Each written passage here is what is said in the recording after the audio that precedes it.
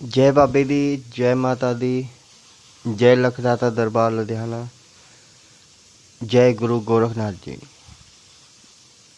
भक्ति रस में आप सभी का बहुत बहुत स्वागत है। जैसे कि कार्तिक मास चल रहा है और कार्तिक मास में प्रतिदिन कोई न कोई कथा सुननी चाहिए, हमें सुनानी चाहिए। आज मैं आपको कार्तिक मास की प्रथम अध्याय की प्रथम कथा सुनाऊंगा। कथा का टाइटल जैसे आपने पढ़ ही लिया होगा कि बुढ़िया ने भगवान को कैसे ठग लिया।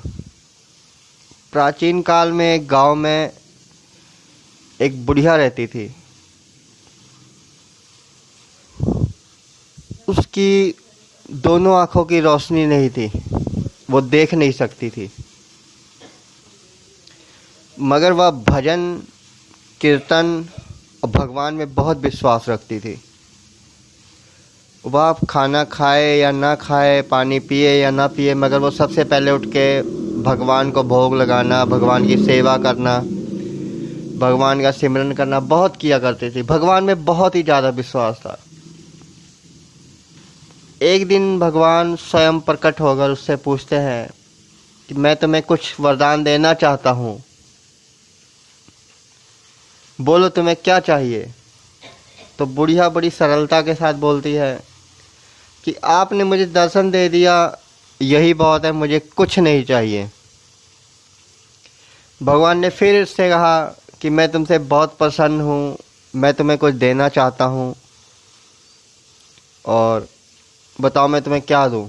तो उसने बोला कि अगर आप मुझे कुछ देना ही चाहते हैं तो मुझे तो कुछ मांगना आता नहीं है, तो मैं अपने परिवार वालों से सलाह करके फिर आपसे मांगूंगी, मुझे एक दिन का समय दे दो। भगवान ने बोला ठीक है, कल फिर मैं इसी समय आऊँगा और तू अपनी मांग सोच के रखना। बुढ़िया ने सबसे पहले अपने पति से पूछा कि भी भगवान जी से मैं क्या मांगूं।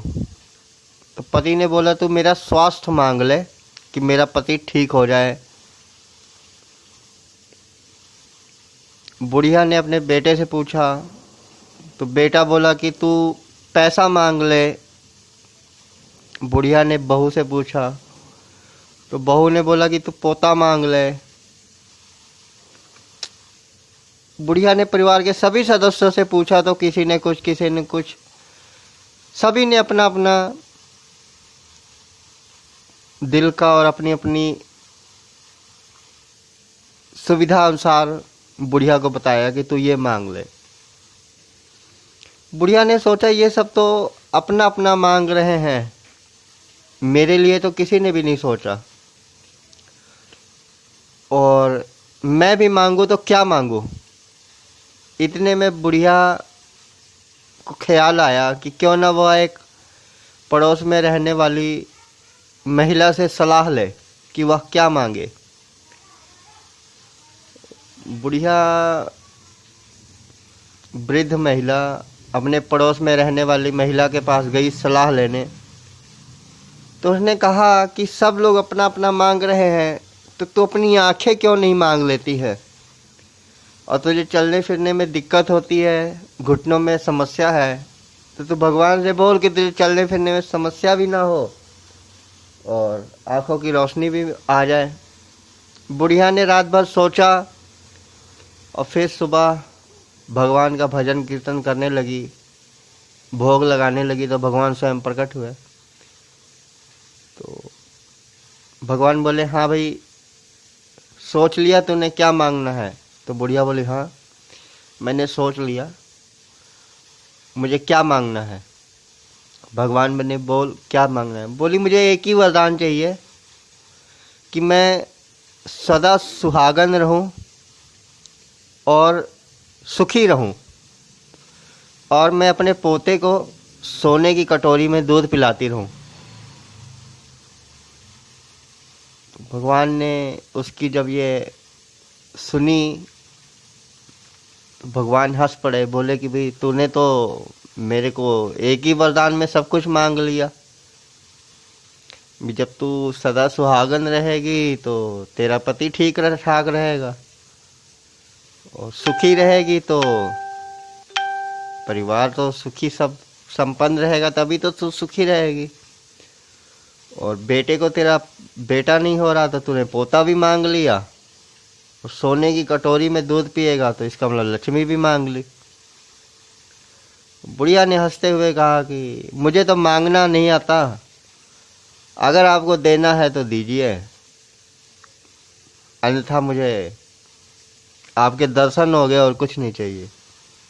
भगवान ने बोला कि नहीं नहीं, मैंने तुमसे वचन किया हुआ था, मैं तुम्हें वरदान पूरा करूँगा। भगवान ने उसको वरदान पूरा किया और वह बुढ़िया आँखों से देखने भी लगी, सुखी संपन्न भी हो गई, और माँ लक्ष्मी की कृपा भी हो गई।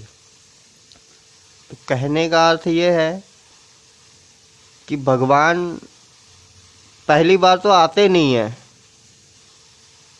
कभी किसी भक्त ने भगवान को बुलाया नहीं उस तरीके से, और अगर भगवान आते भी हैं तो उस समय हमारा दिमाग काम नहीं करता कि हम उनसे क्या मांगें। हम मांगते हैं अपना सुख, अपना लालच। तो परमात्मा से, भगवान से कभी भी मांगना हो तो सबसे पहले सबका भला मांगें, क्योंकि सब में आप भी आ गए। सरबत का भला मांगें, सरबत में आप भी आ गए। सरबत सुखी तो हम सुखी, और सरबत दुखी तो हम दुखी। परमात्मा की कृपा मांगें, परमात्मा से अपने परिवार के साथ साथ सभी लोगों का भला, सभी जीवों का भला मांगें, ना कि अपने स्वार्थ के लिए अपना ही मांगें। तो मैं अपनी वाणी को विराम देता हूँ। कल फिर एक नए अध्याय, नई कहानी के साथ आपसे मिलेंगे। डिस्क्रिप्शन में हमारे लिंक दिए गए हैं, आप व्हाट्सएप, फेसबुक और यूट्यूब तीनों पर जाकर लिंक से ज्वाइन कर सकते हैं हमें। जय बाबे दी, जय माता दी, जय लखदाता दरबार लुधियाना, जय गुरु गोरखनाथ महाराज।